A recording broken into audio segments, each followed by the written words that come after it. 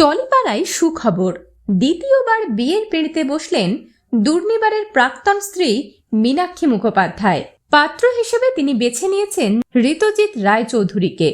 ঋতুজিৎ রায়চৌধুরী হলেন দুর্নিবারের স্ত্রী মোহর ওরফে ঐন্দ্রিলার প্রাক্তন প্রেমিক। অর্থাৎ দুই প্রাক্তন বসেছেন বিয়ের পিঁড়িতে। ঋতুজিৎ কলকাতার এক নামী প্রযোজনা সংস্থার সঙ্গে যুক্ত। এছাড়া ছবির কালার কারেকশনেরও কাজ করেন। মোহর আর দুর্নিবারের প্রাক্তন এবার বিবাহ বন্ধনে আবদ্ধ হলেন, আর তা নিয়েই ইন্ডাস্ট্রিতে চর্চা চলছে বিস্তর। সূত্রের খবর অনুযায়ী ঋতুজিৎ আর মীনাক্ষী বেশ কিছুদিন আগে চুপিসারে আইনি বিয়ে সেরেছেন।